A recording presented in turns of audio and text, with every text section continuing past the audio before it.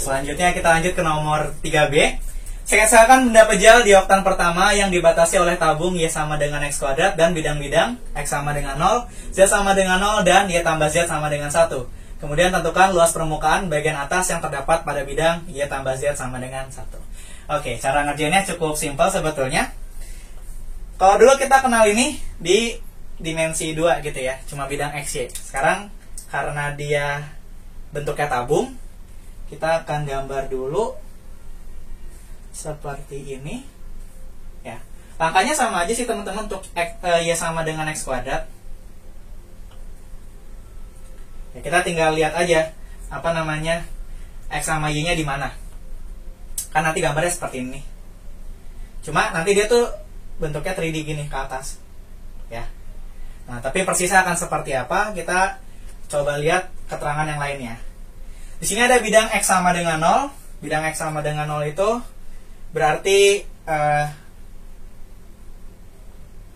ada di bidang apa namanya YZ gitu ya. Kalau Z sama dengan 0 berarti ada di bidang XY. Itu nanti dibatasi di sini. Kayak gitu ya kira-kira. Dan Y sama dengan Y tambah Z sama dengan 1, berarti kalau Y-nya 0, Z-nya 1, dan kebalikannya kalau Z-nya 0, Y-nya 1. Kayak gitu. Ya tadi kita hapus saja, cuma ngebantu doang. Karena di oktan pertama gitu ya. Oke. Nah, ini bukan cuma garis tapi bidang. Jadi kalau kita panjangin nanti akan terbentuk seperti ini teman-teman. Panjang ke belakang, ini juga sama.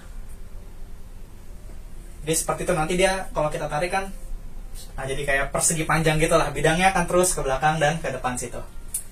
Oke, ini kita cuma sekedar ngebantu, kita hapus.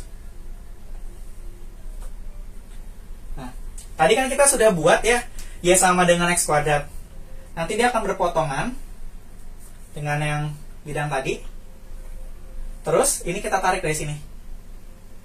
Jadi, inilah benda pejal yang dimaksud di soal 3B. Jadi, untuk kalimat pertama kita sudah selesai. Kemudian, kita suruh tentuin luas permukaan bagian atas yang terdapat pada bidang Y tambah Z sama dengan 1.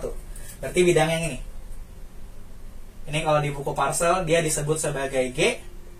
Hasil proyeksi ke bawahnya itu adalah yang di bawah sini. Itu disebut sebagai S-nya. Nah, di buku parcel juga sudah ada dikasih rumus yang ini. Kita bisa tinggal pakai. Oke, jadi yang kita perlu tentuin adalah batas X dan batas Y-nya.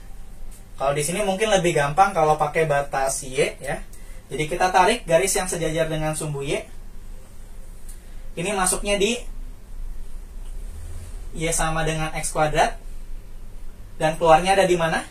Ada di Y sama dengan 1 ya. Kemudian untuk batas X-nya cukup gampang. Ini dari 0 sampai dengan 1 juga ya. Karena ketika Y-nya 1 dan dia di oktan pertama, maka X-nya juga 1. Oke.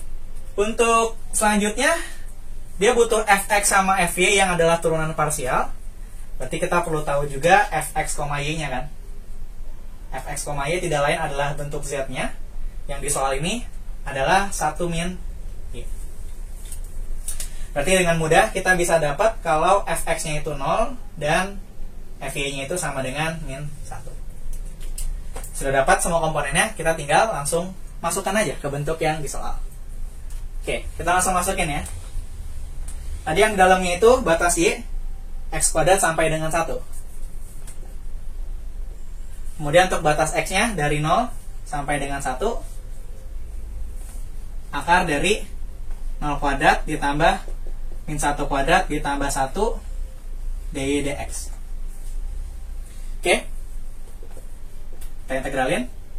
Berarti yang di dalam sini adalah akar 2 ya. Berarti hasilnya adalah akar 2y X kuadrat 1 dx.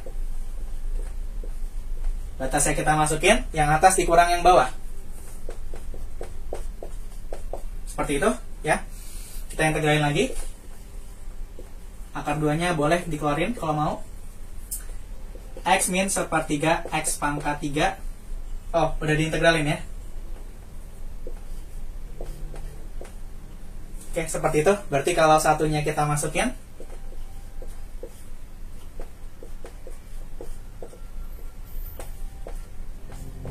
jawabannya adalah 2/2/3. Hai Sobat Akar, terima kasih banyak ya telah menyaksikan videonya dari awal sampai akhir. Jangan lupa like, komen, dan subscribe channel YouTube kita ya. Dan follow Instagram kita di bawah ini. Terima kasih semuanya.